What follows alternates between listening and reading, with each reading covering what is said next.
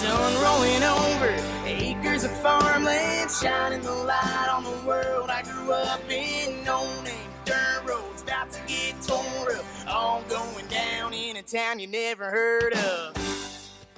Hey everybody, welcome to the Common Folk Podcast with Ben, Morgan, and Andy.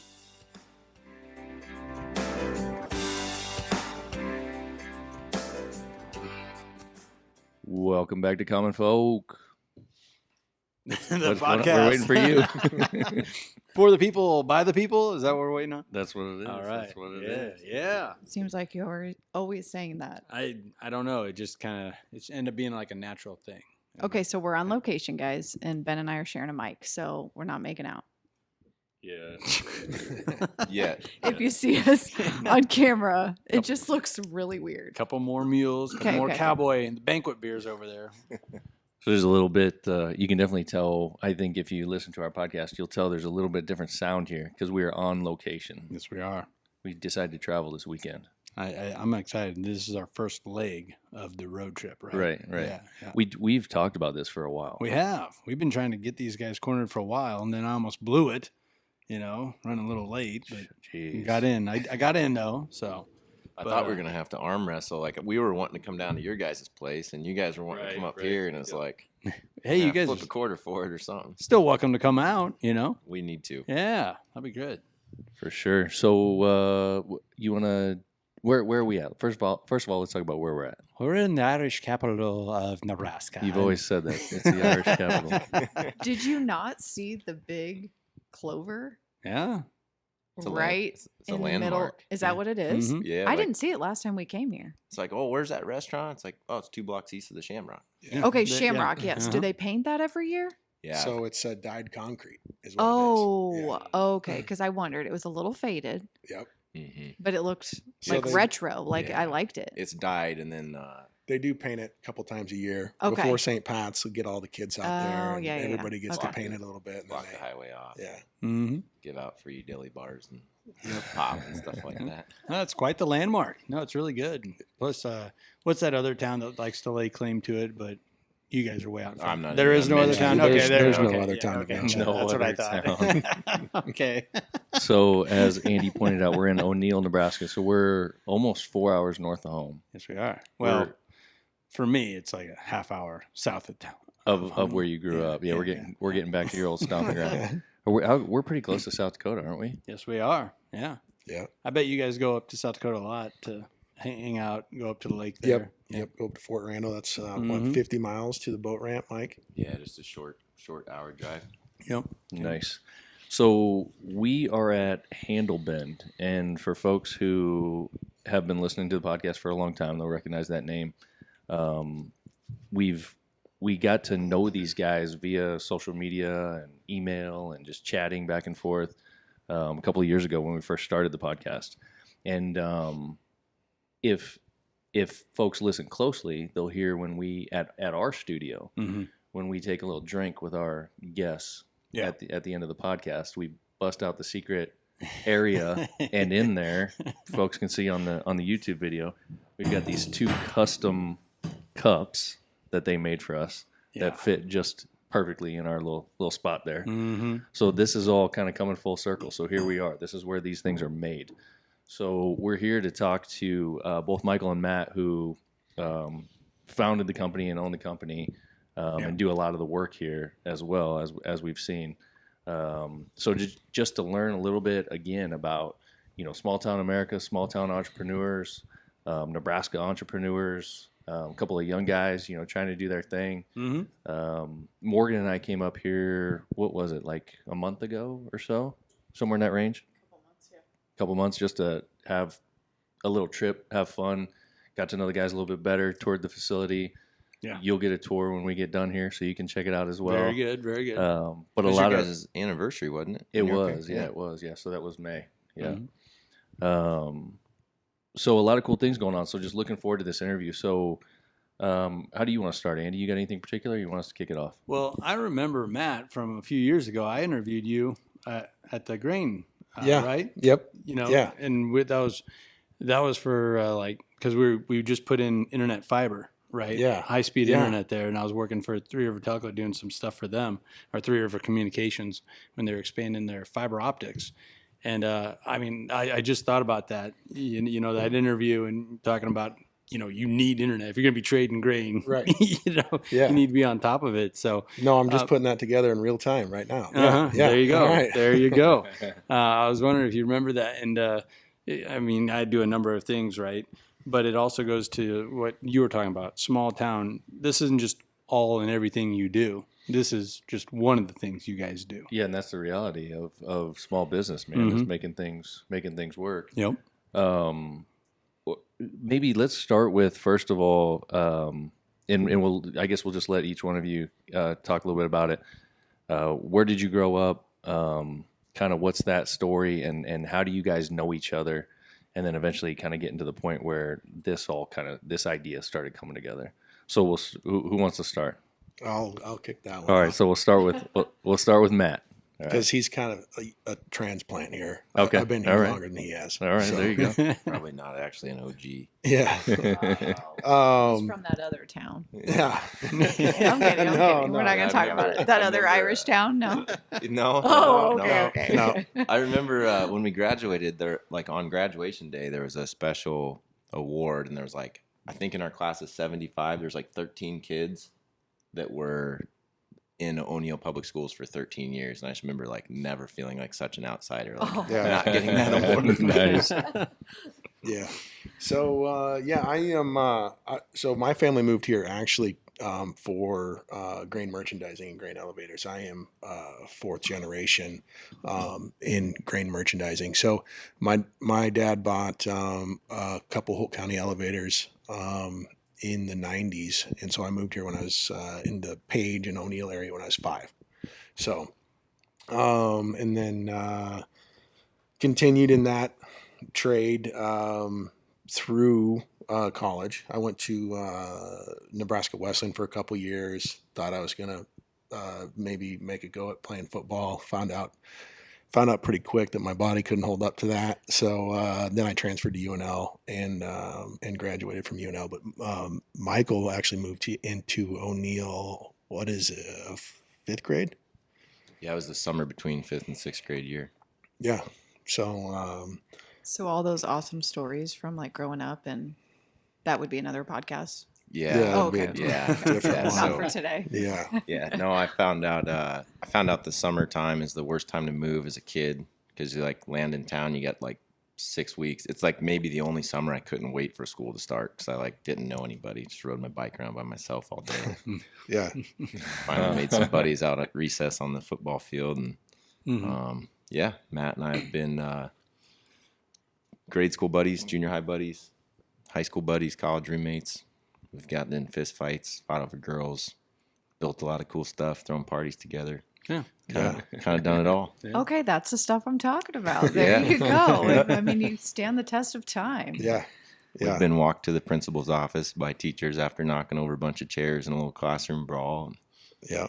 all kinds of good stuff. Do you think when you guys were, that young, 5th, 6th, 7th grade, whatever it was, that you knew like, this is one of my best buddies, like someday we're going to do something together? I mean, we were adolescents. Like, some days you probably felt that way. Yeah. Some days, like, I hated the guy. Well, we were constantly, if it was like, between go-karts and random projects in the shop, we were building something. We were always building Yeah. stuff. But I don't, as far as like a business venture, Mm. that I don't think that ever crossed my mind at that point. No. No, we just we were literally always building something. We were like building the sets for like Matt and I were the guy that the one act department, like we'd go build sets for them, and It'd be like in high school and stuff. Oh, gotcha. Yep. Mhm. Yep. Okay. We were just always doing that kind of stuff, building go-karts and Mhm. tearing stuff apart, like fixing each other's pickups, and Yep. just always hanging out, Yeah. Small town boy. I Shit. really like these guys and their mindset because, I was at an even smaller school, right, Lynch Public, and Yeah. it was very finite, the different classes that you could sign up for. But I figured out when I was a freshman, if I just did all these classes that I hate my freshman and sophomore year, get them out of the way, I could spend like the entire day down in the shop Yeah. doing welding, advanced welding, woodworking too. And and that's how I had it my whole senior year. After lunch, I was just down in the shop the whole freaking day. Yeah, that's And it was pretty good great. senior year. Yeah, well, it really was. I mean, I didn't want to go to college because I was Yeah. having too good of a time. I think we had an early out offering, and then like our senior year, they put in late start as an option too. So if you had all your credits done, and that was the first year they launched late start, but they hadn't. We were like the guinea pigs. So there was like a bunch of us that took late start and early out. Yeah. And then like the year 2, there was a rule made that you could only have one or the other. There's a loophole there that you found. You Yeah. guys beat me. Yeah. But where does that come from? Like your parents, your dads, or what? I mean, just working with your hands and getting, I mean, if you Yeah. I mean, figure both, it out. Yeah. both our dads are entrepreneurs. So like Yeah. we were fortunate enough to watch those two guys Yeah. our entire lives build their businesses. So that's not very many people have that. And I think it's imagine- that. Oh, go ahead. I just imagine like what you were saying, watching your parents work, your dad work. When you buy a house, there's always something to do, right? Something needs fixed. Take that times, what would you say, 100 million when you buy an elevator? Yeah. Yeah. I mean, there's always something broke that needs A repair. lot of duct tape, baling wire. I mean, these things were 1960s elevators, man. Like, Oh, I know. yeah. They got that one in Lynch running again. Oh, yeah. Yeah, it's crazy. See Wow. that there's videos on Facebook with that thing. We'll have to check that out. I think another piece I'll add to that, what Matt said, I think a little bit of it's the era we grew up in, right? Like our quote unquote, our sector of this generation, right? Like us, we've grown up with technology, and like back in the day, it was like way before it. Like Game Boy was like iconic when it came out, you know? Right. And so, I mean, yeah, like that was back in the day when the baseball field had 20 bicycles laying on the street curb every day of the summer, and like you just had to go make your own fun. And I think we grew up in that era where you just became more inventive. And then I also think that that's just part of like rural America too. Like if you're in the city, there's obviously like the bowling alley or the arcade or those kinds Laser of things. tag, go-karts, Yeah. all that. See, and that's stuff. me. Yeah. That's where I Okay. was. Yeah. Like we've been together since we were in high school, 16, and he's the one that kind of introduced me to rural, that area. I lived in a neighborhood. That's how it was. But Yeah. yes, you guys all align, all four of you. I'm kind of that one. But I kept thinking maybe it's a girl thing, but there's got to be girls that are like you guys do that work with your hands a ton. It's just, Oh, for I wasn't sure. shown that. Yeah, Honestly, we had like but we did have fun going to Funplex and all the water parks and stuff. But it's nothing compared to what you guys were talking about. It's yeah, just we were different. like robbing the ski rope out of the neighbor's boat, and like figuring out how to tie it to somebody's bike and run around on Yeah, skateboards like- or rollerblades behind them. You know, I think I probably back then was like, oh my God, those hillbillies. Yeah. Oh, yeah. You were. Honestly. You were for sure. I totally sure. was. So, God dang, that reminds me of my Ford Tempo, my first car I ever bought with money from mowing yards. By the time I was a third grader through seventh grade, I made enough money at $20, $40 a pop to buy my that's car. impressive. Yeah. 2-door or 4-door model? 2-door. Oh, it was a coupe. 2-door. Yeah. But it hadn't Frugal. run. You're a frugal man. Yeah. No frivolities. It was it hadn't run for a couple of years. So we thought, what would be kind of fun is if we took the hood off of that and used the ski rope and Oh, yeah. pulled that behind a four-wheeler. Oh, yeah. I can't believe, some of those dudes, they're still around. That's Yeah. amazing. We're still walking, I guess. They made So it. Still got all the made fingers. it. They made it. I took kids back from college, from California. I'm like, you think you watch this. I just remember I was, going some ungodly speed on this four-wheeler, right? Pulling this kid from California on an upside-down Ford Tempo, a hood, through this pasture. And he's just having the time of his life, just smiling, and the tumbleweeds were just gathering up on him. And he just looked like a big old tumbleweed. That's awesome. Ridiculous. I guarantee you that guy still remembers that. Oh, crystal hell yeah. clear. Yep. And he's never coming back. No, that was we- one and done. We took care of that, yeah.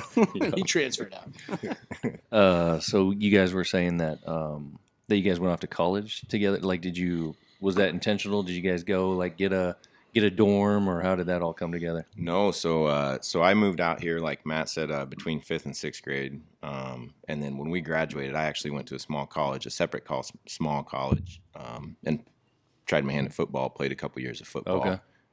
Unlike Matt, so I was kind of blessed to be a quarterback. So I spent my whole career in a red jersey, never getting touched, in practice or whatever. And it just got to a point, I think after sophomore year, after 2 seasons, I kind of was putting the pieces together. I watched Matt go through some disc problems freshman year and stuff. And I'm like, I've played 8 years of football or 7 years of football and like still have my knees and elbows and back and shoulders. And then there was like a girl that was kind of chasing down the Lincoln too. So it's time to hang it out. So Yeah. that's the real that's story. the real story. Yeah. So it was like the football thing was like a justification, but Right, no. So yes, junior yes. year of college, we both transferred into the University of Nebraska at Lincoln, and that was when we got the old bachelor pad and lived together the last 2 years. So you guys obviously stayed close when you left high school, because you guys went to a couple of different colleges to Yep. begin with. Yeah. Yeah. Yep. I was running from Fremont down to Lincoln like every Thursday night, hanging out Friday through Sunday with Matt and old buddies and stuff. Nice. So what did you guys study in, or would you end up graduating with, I assume? Both Yep. general business degrees from Okay. CBA at UNL. Yep. Nice. Yep. So then, so what's next? You get done with school, and then what happens? You've got, excuse me. So you chased this girl to Lincoln. I assume that worked out. Yeah, that's my wife. Yeah. So I figured you probably weren't talking about some other rando. So you get done with school, and I still tell her to this day I got game. yeah, Yeah. It worked. I'm It sure. worked. I'm sure. So once you guys get done with school, what happens? What do you guys do? So I took a job merchandising grain in Omaha for a kind of a startup that was trading mostly single car and 27 car units from Iowa, Nebraska area to the PNW. So I stayed and I did that for 2 or 3 years, and then my dad finally got to a point where it was time that it was either I was going to come back or he was going to sell. And so I moved back and started helping him in O'Neill. And then at that point, I moved my wife back with me at that point. So she moved from Omaha to O'Neill when I moved. Did you guys meet in college too, or was that? So I actually met her through Michael. So Michael originally is from Norfolk. And Tracy, my wife, is from Hayter, which is 7 miles outside of Norfolk. So Matt's wife's little brother was like one of my best childhood friends growing up. Really good buddy of mine. So like camping up at Fort Randall and stuff, like it was just one big crew. And Nice. yeah, so you guys knew each other as kids too. right, yeah. So you moved back to O'Neill like 3 years after college-ish, you said, right? Yeah, 3 years probably. Okay. Yep. And so then how did it go down for you, Michael? So graduated with a business degree from Nebraska, and then I had like in the summers, we always came home for the summers, like in college, and would work back here and do the slow pitch softball thing and party with old buddies and stuff and that whole drill. But that sounds nice on the Yeah, that's a good, Yeah. that good little Chris, like a beer echo commercial. in here. Yeah. Jack beer and Sunday. commercial. Normally it's Andy over here. I like to give him a hard time if you can't tell. So so then when I was back in the summers, I'd work with my dad. He's commercial refrigeration and HVAC guy by trade. That's been his whole career. And over the course of my 4-year degree, like figuring out, that's kind of the whole point of a business degree, right? It kind of leaves everything open. Kind of figured out I liked the lifestyle Dad had. Like he's in a different town every day. Like, all the grocery store owners become friends. Like you show up, something's broke, you leave, it's fixed. Like it's just a nice lifestyle, right? And it kind of affords you the opportunity to live anywhere. So through my 4 years at UNL, I decided I thought I was going to chase that route, I guess. So I went back through when I graduated from Nebraska, went out to Milford to Southeast and went through the HVAC program kind of as a formality, I guess. Matt calls it my master's degree in refrigeration. Yeah. Yeah, So because doesn't that take a while? I mean, it is we an have some 18-month program. Yeah, okay. So we were doing that was, my wife and I got married like 2 months after we graduated college. So we got, by today's standards, pretty young. So we were living in an apartment. She was in LPS. No, she was in the Waverly School District, sorry. We were living in Lincoln, and I was just commuting out to Milford and back and doing that whole jam. So then we lived down there right at 5 years in Eagle, Nebraska, and had our first little kid. It was his first birthday, and we had made the decision that when it's time to start raising kids, we want to get back home to rural Nebraska, and she had a job open up, and we moved home right on my firstborn's first birthday. Wow. So it was a while before you came back to O'Neill. Yeah, I You was kind of put say all like during it. I don't know the exact number, but like during and after college, we were down in the Lincoln, Omaha area for 10 years. Gotcha. Yep. Okay, so then you come back, and obviously you guys have stayed in touch. At what point do you guys start thinking like, man, I think we should start thinking about starting a business? Like, was this the first idea, or was there another idea, or did it like everything kind of develop from there? No, it's way slower than that. So Michael made the first mug when we were in college. And I feel like, I think you're kind of touching on this too, that the HVAC thing, Yeah. kind of plays into this whole thing. So we're going to get into obviously what you guys do here, but Yep. I feel like that kind of plays into it. Yeah, Yeah. for sure. Go ahead. Yeah, so when we both ended up in Lincoln, finished out junior, senior year of college, and lived in like a bachelor pad with a few buddies, and Matt and I together, and we were still building stuff, every day after class, sometimes at home during class, weekends. We built these. I don't know where we ever came up with it, but we built these big like carpeted platforms. So we had like a row of 3 couches and then another upper deck row of 3 couches. So like everybody that lived in the house could lay on their own couch for like watching movies and That is amazing. playing video games and stuff. Built beer pong tables, just all that kind of stuff. So anyway, we had this bachelor pad, and this would have been like the mid 2000s, like 2007 ish, probably. And the Moscow Mules, it seemed like they were like, I mean, it's obviously an old cocktail, right? But I feel like it was coming back in pop culture. Like all the bars downtown were Very getting, trendy. Yeah, for a you had few like years. leave your ID Oh, yeah. to get the copper mug and stuff. And so we needed, I mean, rightly so, a set of copper mugs for our pad.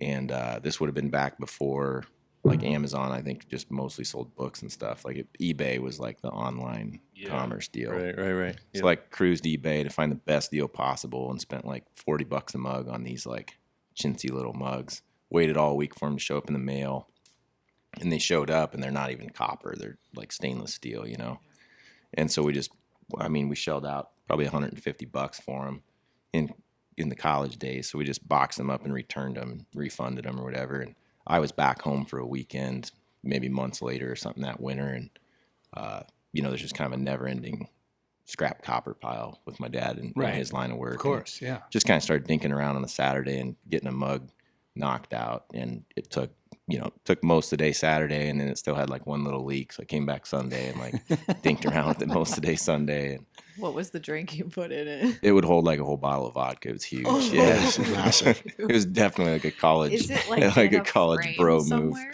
move. It's around. Oh, We've got, okay. I think I got the other 3 up there, which is another piece of the story. But That's awesome. That's the Moscow Mule that the Vikings would have. Yeah. that's right. Yeah, or like if you're going to be in a bar fight, like that's the one you wanted. Yeah. That's Thor's. Yeah. Yeah. So we had that. I had that mug, and then Matt, we were always doing stuff together, and he wanted mugs, and I'm like, man, this thing was a pain. Like, you got to come home and build your own. So we came home a weekend and built him a set of 4, and then that was kind of the party pad mugs, and that was really it. Like everybody wanted them, everybody thought they're cool, and we were just kind of like, no, these are ours. Kind of guarded them with our life. They're always trying to walk out the door of the place. And everything. I bet. Yeah. Like the Stella's glasses, those would always grow legs too. Oh Yeah. yeah. So you guys were still in Lincoln at that time when you did that.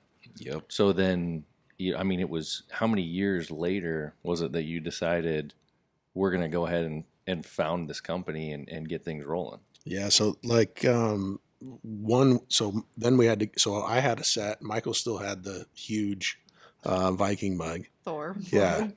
And so then he needed 3 more to complete his set. So then we were back another weekend building those. And then we just kind of toted those around to different places. And then we hit that period where everyone was getting married. All our friends were getting married, and we're in like, After we graduated. you know, Yeah. 6 different weddings a summer. And so we'd have for our really good friends that both Michael and I were in the weddings for, we would build them. We'd come home for a weekend and build them a set of mugs. And so over that next couple summers, we had sets in Denver, we had sets in Houston, Salt Lake City, Omaha, Lincoln, and that's when we really started getting like feedback, like, hey guys, like, we're hosting with these. Everybody loves them. They want them. Like, I think you could basically name your price and sell these things if you wanted to. So that's so that we got that feedback. And then So that would have been, just for a timeline, we graduated college in 2008.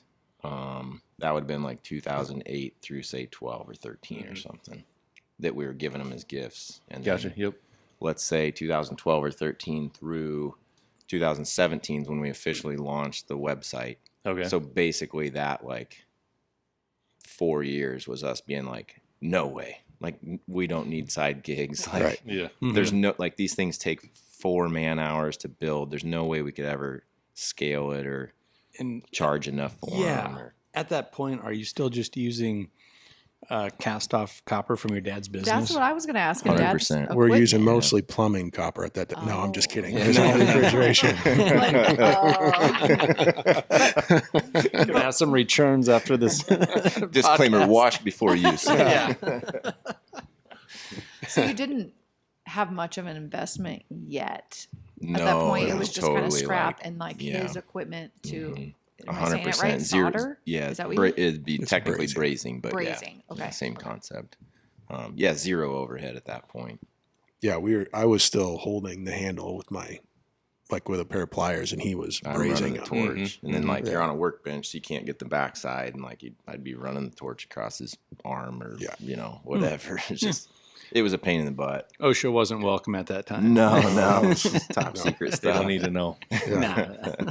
So when I hear stories like this, it always makes me think of parents. Were your parents, yeah, do it, or like what was their thought on it? Well, not only that, I mean, at that point, were you guys both married? Yeah. So 17, we True, would have been. yeah. When By Wives, then we were launched they supportive? once yeah. we launched the business. So once you yeah. started thinking about we're actually doing something, not only your parents, but were your wives like, No, sure about I think this. everybody probably behind their like facial expressions thought we were totally Thought you idiots. were Yeah, really dumb. yeah. Like Yeah. we had This is a good dumb friends. idea. We had good friends say, like, guys, like, yeah, probably a bad idea. You know? Right. Town I of think. 3,000 people. mugs. I do. Can you make me a set? But Right. please don't do this as a Yeah. business. do you think as, in looking back on it and just the mentality that you guys have and as entrepreneurs and stuff like that, when people said that to you, did that make you want to do it more? Or were you just like, oh man, like were you really second guessing things or? And for me, I think we slow played this enough where we had thought this thing through pretty good by the time. I mean, he made the first mug in 2007. 10 years later is when we put the website up. So we had plenty of time to kind of. We had even before we even launched the website, we had spent some time figuring out how we're going to scale this thing a little bit. If we had to actually make some, Yeah. like not a lot, but at least so they didn't take a whole weekend to build 2 mugs. You know what I mean? Yeah. Right. So, Yeah, so that was probably like when we decided and really leaned into it. I'm going to say it was probably 2015 or 16 because we spent more than a year like really leaning into how can we make more than like 2 mugs a day. Putting together that business plan and all that kind of stuff. Just Yeah. Right. really getting your head wrapped around it. Mhm. Yeah. yeah. And so at that point, the wives were maybe a little bit apprehensive because we're still working full-time jobs. So these were going to get built either in the evenings or the mornings. So, That's exactly what I was thinking. So then it's time away right, from them, and then if you have littles, right. Right. so that's such a hard balance. It was and Yeah. still continues to be. Yeah. Yeah, for sure. Yeah, I would agree. But I think, well, so my next question I need to know, are you, to ask my next question, something I need to know is, are you guys still individually do you have separate full-time jobs from the Handlebend organization? Yes. Yep. Yep. Both of us do. We're still involved with our own businesses and our family businesses Yep. on the side of Handlebend. Yeah. So there's a lot of like entrepreneurship going on there. And the reason I wanted to know that is because sometimes I wonder for my own self, we, came back home and started our business, and everything tells you to go ahead and start that side thing, like kick that off, try to make it work. But don't quit what you're doing. Right. Like keep that alive, because you never know what's going to happen. I did the opposite. Yeah. I was so pissed at my full-time job, but I wasn't an entrepreneur. I was working for somebody. I was under their thumb all the time. Yep. Like I didn't have much flexibility at all. And I just freaking quit and went and started it. And sometimes I wonder, would it have been smarter? Would we be better positioned today if I had did it differently? I don't know if you guys have ever given that any kind of thought.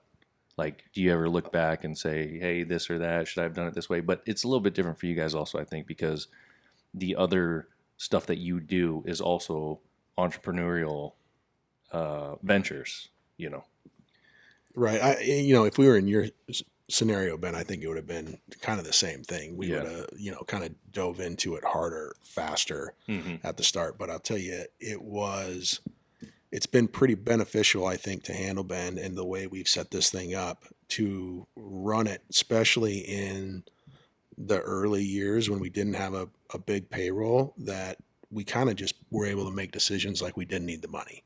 And so right. Yep. that is pretty valuable Mhm. when you're starting a company. Mm-hmm.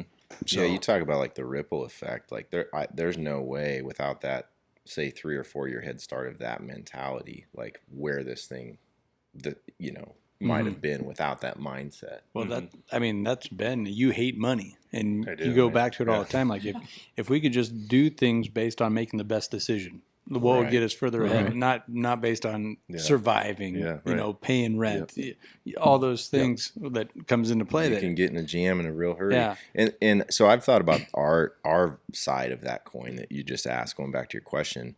But I suppose like on your side, there's definite advantages to, the way you did it. Like you just throw everything else, like chop everything off and you're going ham over here. Like it's kind of like backing somebody in a corner. Like you're ready to rock. Yeah, for sure. Yeah. well, you're ready to rock. And if we would have done that, I think we would have tried to scale faster sooner. Yeah, Like, right. boots on the ground, more of a sales effort. Yep. Would have done things a little bit differently, for sure. Yeah. So I think it kind of points out that there's not necessarily any one specific way to do it. Like it's not like this is definitely the way or this is definitely the way, but you totally could make it work either way. But bottom line is you got to have that mentality. Right. You got to be ready to do some stuff. You got it ready to go. And I it's kind of funny. I thought about this at the beginning of the podcast with the grain elevator thing, and it makes a lot of sense. Like I've watched Matt and his dad run these old 60s grain elevators, and it's like all hell breaks loose like on a Thursday afternoon, right? And it's like throw a patch on it, get it going. We'll fix it when we got time. Yeah. And like running this business is like, that's what it is. It's like every day, like something comes up every week, something comes up, and it's like, you're just always like assessing, like, does this need fixed like all the way, or can we like patch it somehow and keep going over here where we really, and it's just like, this is November. There's ends. semis coming in. The elevator's got to take the grain. That's And I'm what the one that's being like, hey, there's this problem. Can you add this to your list? There's this problem. And he's looking at me like, are you It's like kidding get me? in the back of the line. How about you problem solve and not give me all your problems? That's kind of our conversations. Yeah. So, yeah. They're not getting any closer to making out right now, I can tell. I deal with this shit all the time. Couple more meals. Yeah. Yeah. So no, I mean, I think that's a great story. I think that paints a good picture. One of the things I was going to ask you guys while we're on that topic, is there anything that, if anybody's listening to this, that one piece of advice that you would give them, or that you would say like, I wish I had known this, or I wish I had thought about this when I was looking at starting a business, and it just doesn't necessarily have to do with Handlebend, but just with, everything that you guys have done over your life so far, you know, with your parents and experiencing all these kinds of things. Is there anything that you can think of off the top of your head that would be beneficial for somebody like that?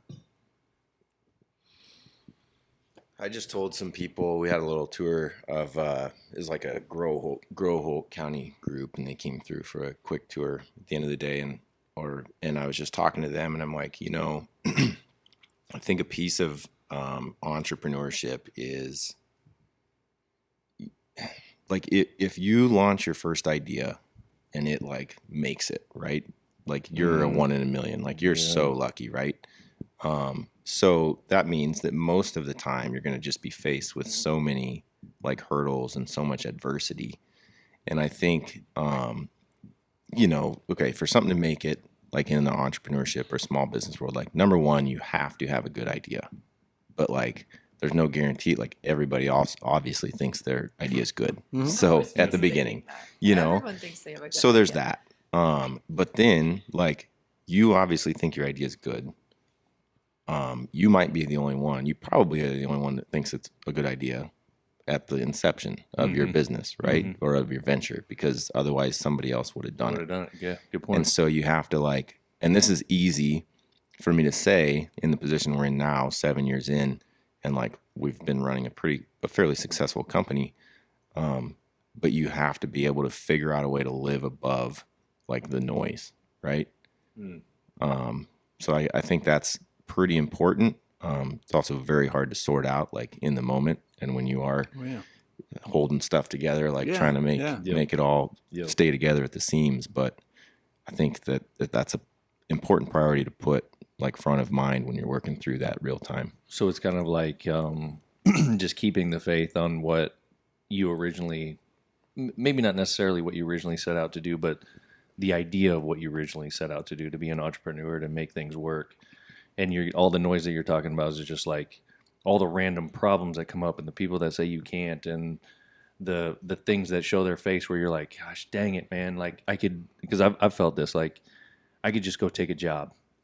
I could have that same paycheck every 2 weeks. I could have that number coming in that I know is coming in every 2 weeks. You know, I could get away from all of this, but just staying true to that, what you originally wanted to do. Is that kind of what you're saying? Absolutely. Yeah. Just like kind of just like developing thick skin, I guess, and like problem solving. Like at the end of the day, if you're launching, building, or growing a company, all you're doing is problem solving, like every single day, all day long. Yep. Do you have anything to add to that, Matt? No, just the faster you can wrap your mind around that and being persistent in that, the better you're going to be as far as your mindset, because that is what it is. And the noise Michael's talking about, we battle with it quite a bit. We talk about it almost weekly. Like we could get 50 W's in a week, but man, those L's are so loud during the week. I mean, they're just glaring, and they glare through our team too. Right. So you got to stay above that noise. It's absolutely key. And what are, like, is an example of an L? Just like maybe a product coming back, someone did something wrong, or like big, I mean, it's big and small you're talking about? No, big and small. Okay. Yeah. I mean, nothing. Yeah, I mean, you got, when you're running a business like we have up front, which is a coffee shop and a tap room, you're directly serving the people you're seeing in the grocery store. Like it's a little bit harder people than you grew up with. Right. So you could run into somebody at the grocery store and be like, oh, your employee didn't give me a smile today. Oh, yeah. Or screwed up my drink or my burrito, or even something as simple as that. Sheila said it was a double shot. I know it wasn't a double shot. Okay, yes. But those I'm just things trying to are, give like just an like Matt example said, for like, people to. Right. Yeah. But like if those things are, at a ratio of 1 to 99, like the 1 is the one you sit there and think about. Right? It is. You can like lose a lot of confidence or whatever over those kind of things. What do you guys think about? Morgan and I were actually talking about this on the way up here, because we had almost a 4-hour drive, and we're talking about our business and the things that we're running into. What do you think about the idea that like you don't really know who a company is, or the company that you're dealing with? And you talk about this, like your people in town, who experience you guys, at the retail level out there, you don't really know who these people are and if they're really good until you have a problem with them. Yeah. Yeah. I mean, you'll learn a lot about, I mean, I've said this for a long time. You can, even on the farmer side and the grain merchandising, like you can nail it out of the park 100 times in a row. Mm-hmm. But the second you make a mistake or they think you made a mistake, they might be gone for a year, 5 years, before they're knocking at the door again. You know what I mean? And part of what I mean by that is like you make that mistake and you have that issue, and then how you handle that. 100%. Then Yeah. what because those individuals then get to see you in a completely different light, because it's always like you just expect everything to work. You know, as a customer, you're like, yeah, it just works it works every time I go there. It's great. I love them, you know, whatever. But then when something really goes wrong, how those folks handle it, that's 100%. When you secure kind of those customers for life. Oh, You know yeah. what I mean? And I think that goes to say, like, if you screw up or even if something's out of your control, like, it literally doesn't matter what it costs. You just like get after it and fix it. Like go over the top, you know, because And it's admit it, right? it's high Like, stakes, yeah, 100%. yeah. It's high stakes. And even if you do that, just depending on the personnel you're dealing with, like you still might not recover, but like you have to get after it right now. Right. Yeah. So I got a degree similar to you guys in business management and doubled down and got a marketing degree with it. And there's a couple of really cool stories in my like 300 and 400 level classes where I think it was a Mercedes broke down on a high roller, and it was between Las Vegas and LA. And Mercedes knew who this guy was.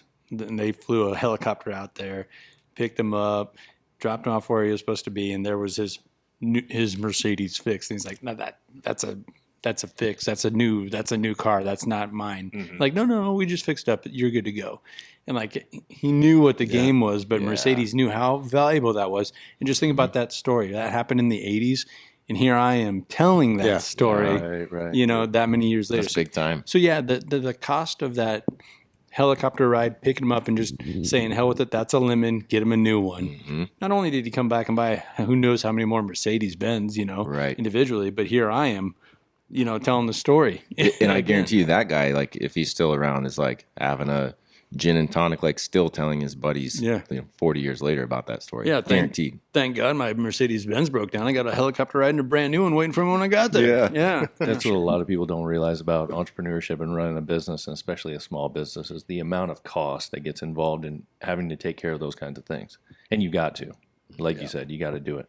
The one of the other questions I was going to ask you guys, and you kind of brought it up, Michael, when you were talking about you know, some of the advice, was how many times since you guys originally made the decision that this is what you're going to do with the company, have you had to pivot in one way or another from what your original vision was?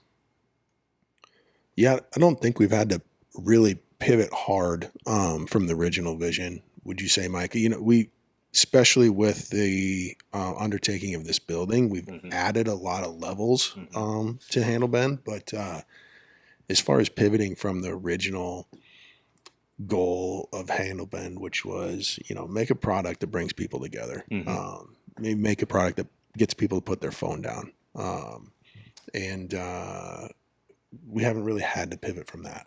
You guys have been able to stick with that, but some of the stuff that I've seen, you know, in just kind of getting to know you, and I guess what I mean by that, if I were to rephrase it, is like other opportunities present themselves, and then you look at this and you go, okay, we weren't originally planning on doing this, but this seems like this could be a smart move. Let's figure out how we make this work. Does this add to the brand? Does this add to the offering? That kind of thing. Does that make sense? Yeah, I always got kind of a one-liner that I'll give on like when somebody wants to tour the building and stuff, and it's like we've probably 3 times now torn out sheetrock and remodeled, and like the mud's not even dried from the first time yet. You know, that kind of thing. Yeah. Well, then for me, that's the fun part. Like, you know, dreaming it up, building it. That's the fun part. The hard part is running it and cash flowing it. It's boring. Right? Yeah. That's so boring. So when you started, though, it's cups, just cups. But then you added, okay, now we're going to sell liquor. And then you said something about coffee. So you are adding things. Do you So want that to was, continue to do this, or are you guys going to try to pull back and go back to your core? It'd be or what's awesome to the- quit having Yeah, like we need to quit having those for bad now. ideas Okay. that we just like beat to submission to be good ideas. Yeah. Well, Yeah. you know, every small town, especially in like rural Nebraska, you know, and I'll lump O'Neill in that. Main streets are dying. The small businesses are dying. And I was so happy when I heard you guys bought this building. It has character. It's been here forever, right? Kind of a landmark. Without people like you buying these buildings, they're just going to go away, right? And did that kind of go into you guys' process or your thought process? Like, hey, let's do something for downtown O'Neill, and it'll also play in with Handlebend. Like, if you gear it right, perfectly. Right. Yeah. We actually we were kind of running out of space, so we took over Michael's dad's HVAC shop, and what we took over was the heated portion. So we started like kicking him out of his own shop. was nice That was of you back in the guys. zero overhead days. It was Yeah. pretty So nice. he wasn't even charging us rent, and we were kicking him out of his shop. Wow. Yeah. Wow. So that's when we started kind of kicking the rocks on like Dad. what we could buy in O'Neill, and we actually bought a rundown building a block south of the Shamrock, and tore that down first is what we did, and then in the time that it took us to do that, we had started talks with the Shellhammer family on this building. Yeah. And so that took 18 months almost to convince the Shellhammer family to sell us the building. And what was in here before? So it was in the 50s. It was a grocery store, Okay. and it had a creamery and a hatchery, and a butcher shop, and Legit. and a cafe. And then it turned into an implement dealer sometime mid 60s, I think. It might have been later than that. I'm thinking it was because the grocery store was there a few decades, I Okay. think. And this building was built basically through the middle of the 40s. Like I think it was finished up officially in 48. Okay. They say they like dug the basement, poured the basement, and then the project went on pause like during, I think a couple years during the war or whatever, in the mid 40s, and then finished up like 48 is what I'm told. Oh yeah, there was a war in the 40s. Yeah. Okay. Big one, they say. Yeah. That was one of the big ones. So is this place big enough, or are you guys going to tear this sucker down too, or No, what? this one's not going anywhere. Okay. I think it's great. Yeah. So for folks, we're sitting in this room kind of in the back, but this building is just a behemoth. And I always try to place myself in like the 40s. And if you look at other buildings, like they didn't build them like this. This was a private project, but it was built to government specs. So like I don't know if it was just like an old school flex or like the guy just liked like big well done things, or if he had like some government grant money or something to work with. But anyway, it was built to government specs. So it's just this giant building. There's no lumber in the place. It's all concrete, masonry, and steel. There's a full basement under it. It was actually the designated fallout shelter for O'Neill and the surrounding area during the 50s and 60s and whatever. So it's just a giant, massive building.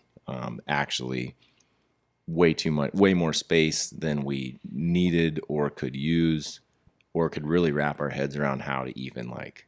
The place was in shambles, so it's going to be, well over six figures, hundreds of thousands of dollars to get this thing turnkey. And so that was kind of a blessing in disguise of that, it took somewhere between 18 months and 2 years in conversations with the family to kind of wrap their minds around, because we had like some pretty good momentum on our brand at that point, at least in Nebraska and maybe the surrounding Midwest. And so we kind of painted the picture of our kind of dreams for this building.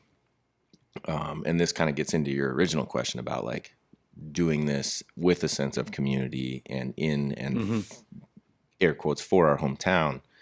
And we like, I remember telling Marilyn, the mother, she'd be either second or third generation owner of this building.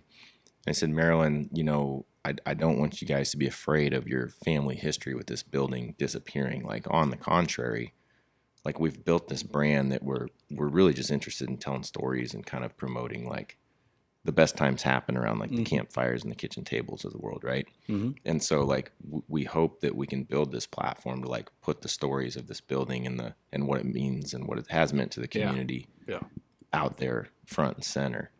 And so we had that 2 years of those talks with the family to kind of figure out, okay, if this happens, like how are we going to use this 14,000 square foot? Because we need a fourth of that for our operation. Right. And so it kind of became this community. I mean, at the time, it's kind of imposter syndrome. You didn't really want to look at it as being a centerpiece or something, but that's absolutely what it's become. And it's a place I'm very proud of because of the community that's built inside of this building, like up in the tap room and coffee shop every single day of the week. And that was 100% by design. I just think it was hard to like admit it or something at the time. And I think it, you know, when you're in the trenches, like real time, you just never really pick your head up and look at what you've done. Cause you always got like a list of stuff on your plate you're working through or whatever. But so you guys have regulars now every morning drinking coffee, right?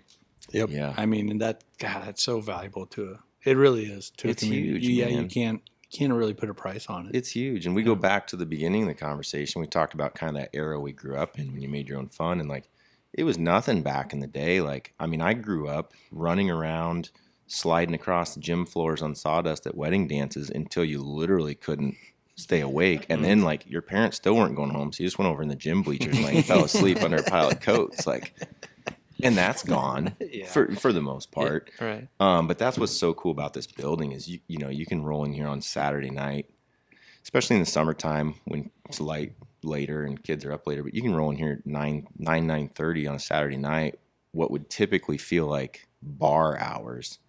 And there's like families here and there's a pack of kids running around like drinking as many Shirley Temples as they possibly can. Like $1 Shirley Temples, like eat your heart out, kid. Yeah, there you know? go. Yeah, we'll see. We'll see And how that's- long you last. Yeah. And that's like literally it's the best thing about like what this building has become is like, that's just an example of the kind of things you walk in here and see. And you're like, this is something I am not afraid to say now. I'm very, very proud of it.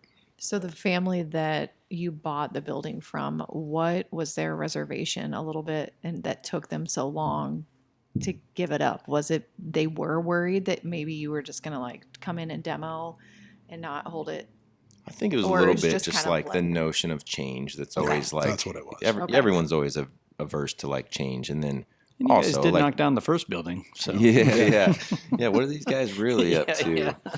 What's in it for them? But no, and then, you know, their great grandfather like built the place and it was the prize of the community back then. Like it's just, and it's been in the family ever since. And so I think just the notion of like losing that control and change and everything was I'm the sure issue. they're proud now. I mean, they're round, right? They Yeah. obviously come in. Yeah. That's so cool. So Kevin, he's probably, what would Kevin be? 50s? Yeah. 55, 60s, give or take. maybe.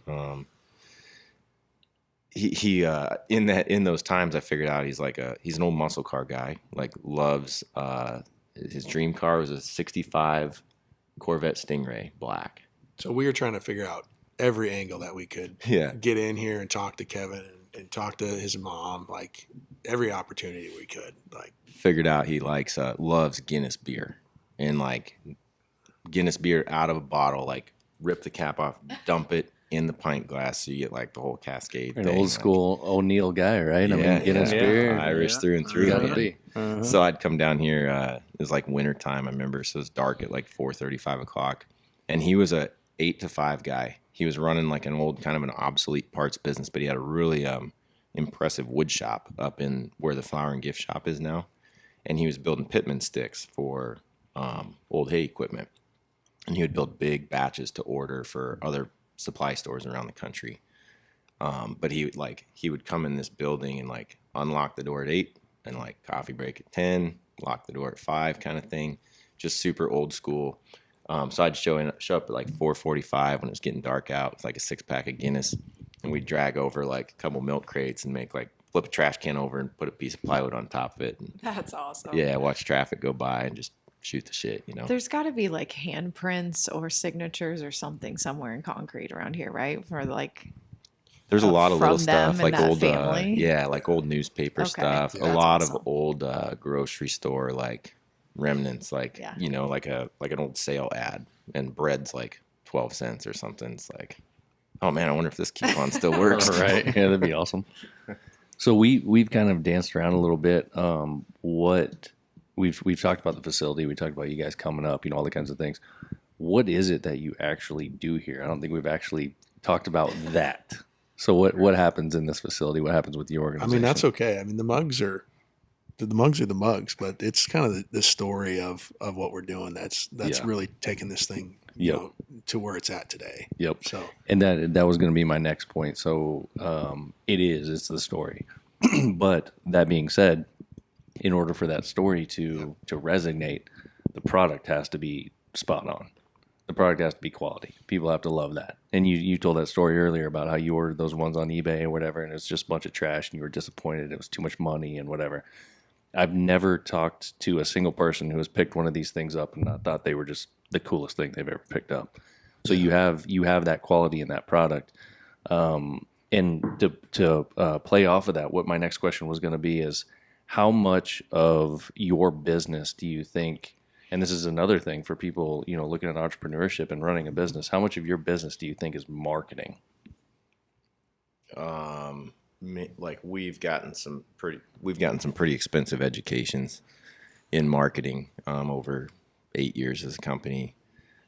Is what we've found is there will never be anything that sells a copper mug like just what you did. Like you have a buddy over and he picks it up.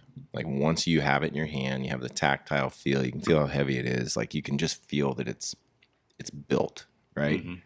Mm-hmm.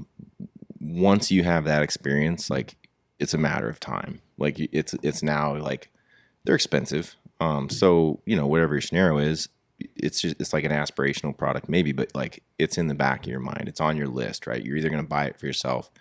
You're maybe going to be able to justify it a little easier if you buy it for somebody else. And that's what we found is a lot of a high percentage of our sales is gifts. But so that being said, in 7 years, we've learned that. And I think is what it's afforded us to do is like loosen up the grips a little bit on the idea of like traditional marketing and just, I guess kind of you asked what we do, like our internal motto with our team is like, let's go do cool shit with good humans. Like it doesn't necessarily need to relate perfectly to selling copper mugs. We're going to go do it with the copper mugs. We're going to make memories. We're going to sit down and slow down with good people. And I think, again, like back in the day when we got to make decisions like we didn't need the money, like it takes a lot of the pressure off of marketing. Like let's go spread awareness by that. Like I hate how the word collaboration has been like kind of bastardized by social media. Like, hey, we'll both put our hashtags on this photo and share it. And that's collaboration. No, collaboration is you guys driving up here 4 hours to drink cheap beer and sit around the table and hang out. I drink all the time. So I love collaboration. A little new scenery, yeah. But that's collaboration, and that's what we've decided from a marketing standpoint. Like that's where we're going to invest our energy. And man, it keeps the stress out for sure when you get to go like light a bonfire and drink out of cool copper mugs with people, and like that's work. Like that's pretty good. And that's exactly what I mean about it. So it's not necessarily, I'm not asking like how much of your spend goes into marketing, but how much of your time and effort goes into marketing. And when I mean marketing, that's what I'm talking about. Doing that things, building that story, telling that story. I would say 100% because like we just got to figure out a way to get the mugs built in the background so we have something to physically ship. Yeah. But man, like we're just having fun around here 100% of the time, and it's all marketing. Yep. It's all quote unquote marketing. Right, yeah. And I think that's what a lot of people don't realize, and I was hoping you guys would point out, is that like you can't just have a good product. You have to have a good story. You have to have everything behind it has to just resonate. And that's what you guys do. That was what originally attracted us to you guys. We were working with the Upstream boys. With Upstream Beef, and they had told us about you guys, and this was years ago. They're good humans that we've done cool shit with. So. Absolutely. So we got on there and started checking it out, see what you guys were doing, and seeing all of the marketing, you know, in air quotes, that gets put out, and saw the lifestyle and saw what it was all about. And we were like, we totally relate to these dudes. Yeah, we definitely need to work with them. Like, that looks fun, Yeah. you know? I said they're from O'Neill. You might not want to trust them, but they moved ahead anyway. We're across that Boyd County It's line. coming Huh? from a Boyd County guy. Yeah. Those Northerners. So wait, you guys didn't like each other? No, Like no, you're- no. Oh. There was none of that. But Oh, okay. Not at I all. mean, You know how it's like kind of riff. What you're only Yeah. 30 No, we minutes were out, in but- different like different classes and sports and stuff. So Oh, you actually, were. there's a big batch of Lynch guys that we hung out with a lot, like junior, Right, senior year. yeah. Once we all had driver's licenses. Okay. Yeah, Well, back in these high boys school. are younger than us, Andy, so Well, you probably wouldn't oh, know and- them. Andy even had a hard time calling O'Neill a small town there a second ago. If you guys didn't, Right. if you Yeah. missed that. Like, Yeah, that's true. Yeah, because O'Neill is kind of it bats up a class because O'Neill is the big town to Stewart to Lynch to all these little small towns around. Nowhere else has. Would you say the closest McDonald's for so many towns is 45 minutes away, and that's O'Neill. You know, We got like 4 gas stations and a stoplight. yeah. very Big time. It is big. You don't know. Wait, how many stoplights do you have in Lynch? We have one blinking one in some. Okay, all right. There you go. Just telling people think about stopping. Yeah. If you guys have any other questions, feel free to ask. The only other thing I had down is I wanted to ask you guys, what do you think in your life has given you like this mentality? And I'm just going to call it like this kind of old school cool mentality, this kitchen table mentality. You mentioned it earlier, Michael, about like we just want to do cool stuff with cool people, and it's sitting around the kitchen table, it's sitting around the fire. Like where did that come from for you guys? Matt, this is like my wheelhouse. I I love know, this I stuff. know. You just shut me up Yep. if you need to. I remember as a kid, like spending like fake going to bed, right? Mom and dad were always hanging out with my aunts and uncles or friends, neighborhood friends and stuff. And like you'd fake the whole go to bed thing and then like sneak down the stairs and hide around the corner from the kitchen table.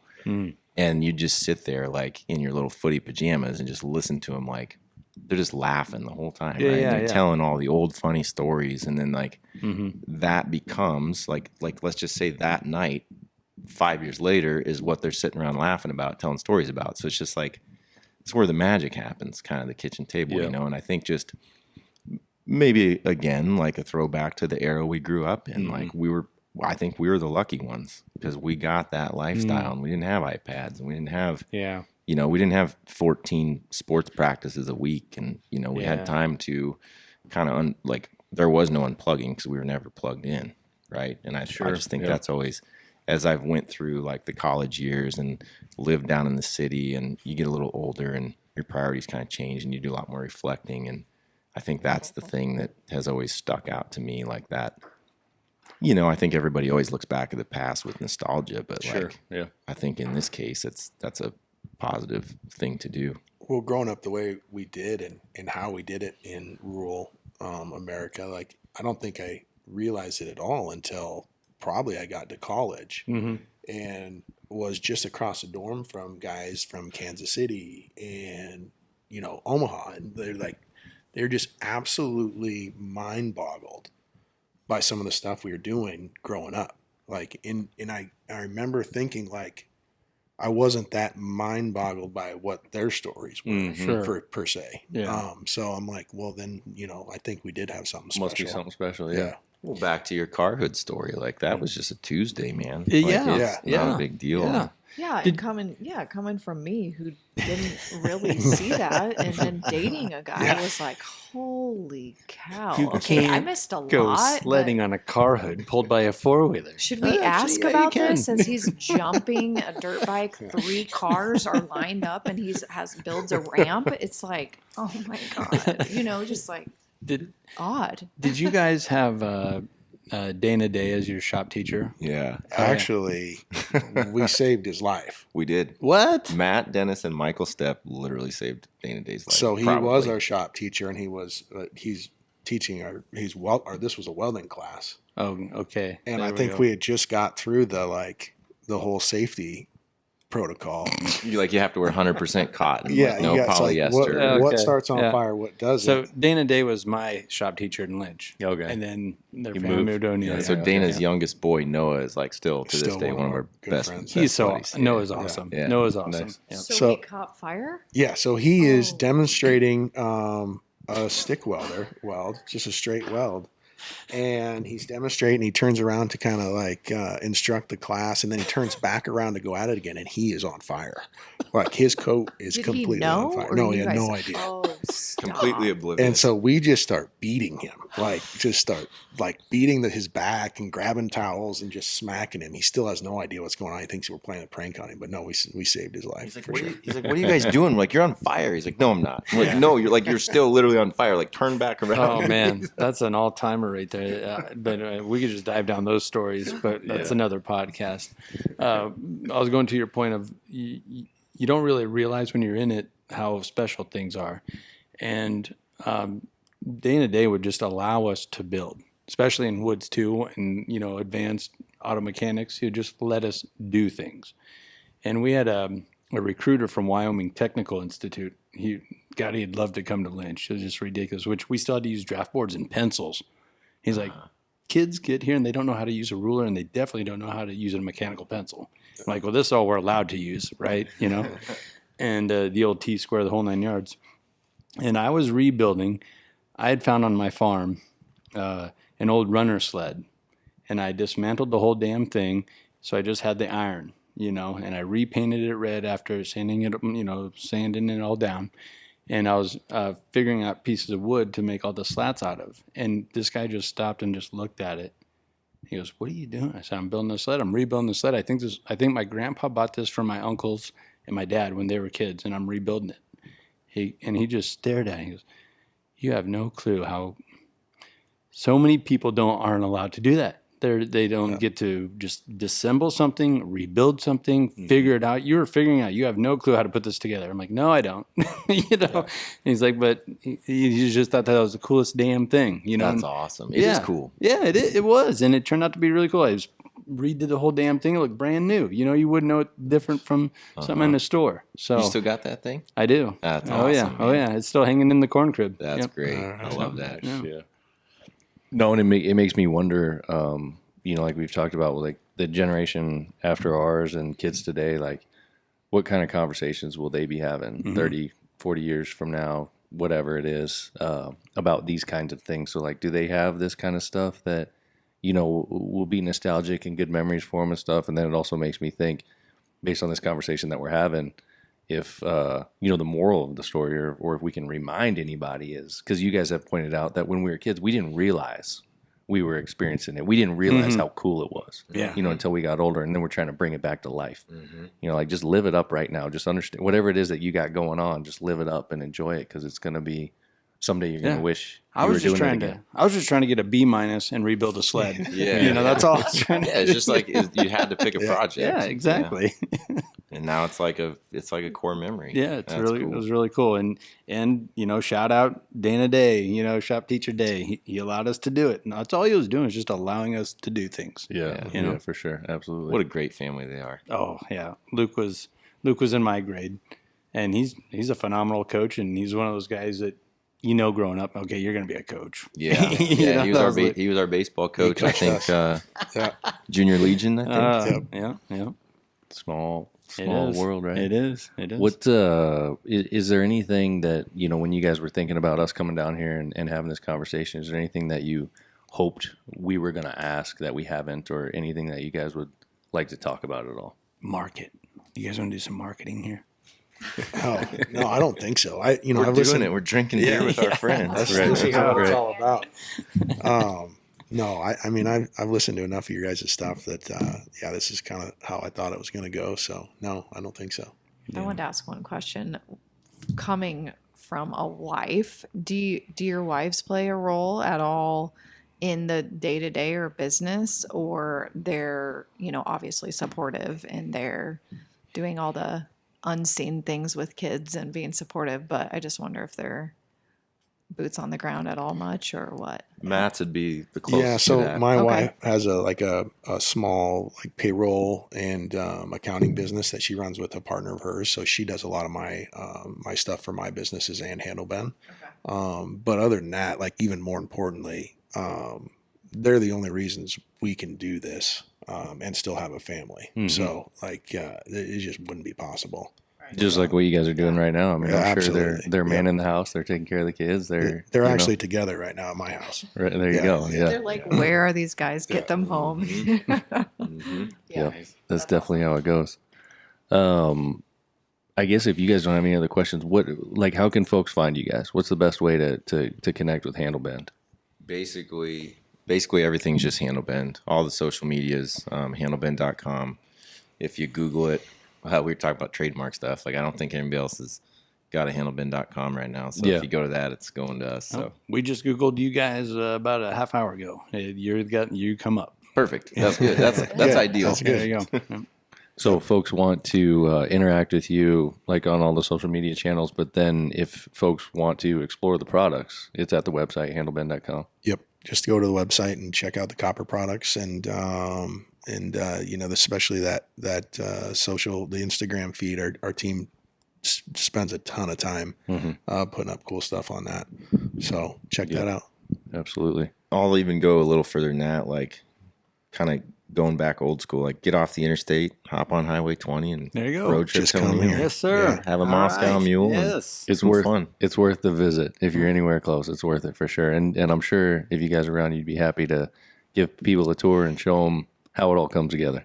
100%. Probably, especially in the summer, I think people are just out and about more. And I'll bet 3 times a week average, like just an impromptu tour. If I'm like walking through the building, like Mm-hmm. somebody from out of state or out of town's like asking questions, I'm like, just come in the back. Check Most of this the out." time you can see if they want the tour because they're already snooping around, Yep, like yeah. trying to find the copper shop. taking So, pictures yeah. of stuff. Yeah. Mhm. They're curious about all the cool shit that's going on. Yeah. Like the big ass boiler in the front room Oh, that you yeah. guys repurposed to like yeah. a piece out there that came out of the basement of this place, right? I mean, like Yeah. there's so many cool Yeah. aspects and the old signs and all this stuff. So Yeah. So we got to stop, and Andy's got to take the tour now. Yeah, I need the tour. yep. And I need another banquet. So Okay. Oh, I thought you were going to say it's about that bathroom.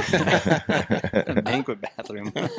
but we appreciate you guys, man. This has been fun. I can tell folks go on the website, check it out, handlebend.com. You're not going to be disappointed. That's a guarantee. Mhm. And then you've got a product that you can relate to and you can be proud of with what these boys are doing and their families are doing. No doubt. Yeah. So yeah, check that out. Anything else? I don't You think guys so. got anything else you want to say? Just because we're on our home court, you brought those coppers up here. We just well use them, right? We 100% right, there should. we We go. 100% should. Yeah. We got, love it, man. We got some tin cup. Actually, we talking about doing cool stuff. We've got maybe an opportunity. I don't know what we're gonna do yet, but we've been kind of like visiting with Tin Cup Whiskey out of Oh, Colorado. cool. So Yeah. we're hoping to do Okay. something like pretty cool and big, like maybe in the next 6 or 8 months out there. Nice. That might be like next level for us, like doing There you go. And- fun stuff. So we'll, And if we can, if folks should stay tuned because you guys might have a little something coming along in the spirit world before long here, right? yeah, what maybe first quarter, hopefully, of Hopefully, this 2025. first quarter we'll have product Bringing some of your own spirits to market. coming out of the still we built in our shop. I've seen it, yeah. man. All And again, right. I'm sure folks can go online and see like some photos of some of these kinds of things, right? We'll I- be getting those out. I like don't think probably. I don't think you can. Not Not that yet, one, but not they'll be yet. coming You just soon. leaked it. No, that's all right. No, it's totally good. We'll edit this out. No, No. it's all right. Seriously. It fits right. It dovetails into a conversation we had earlier about you like adding stuff, and like Yeah. Yeah. I think the quote literally like 18 to 24 months ago was, "Well, how hard could it be to build a copper still?" And like, we've spent about 18 months figuring out it like it's really hard, Super difficult. but we're gonna get her done. You It look at is. the guys on the reality TV show, like if they can build that in the backwoods. Backwoods of Kentucky. we can- 100%, yeah. Yeah. No, Yeah. it's a real deal. I've seen it. Yeah. You're going to see it pretty soon. Let's do it. All right, boys. We appreciate it, man. It's fun. Appreciate you guys having us up. Thank you guys. Thanks, Seriously. Thank you guys. Means a lot for you to Michael. take time to come up here. Absolutely. Anything else? And I'll do it. All right, let's close it out. Peace. Later.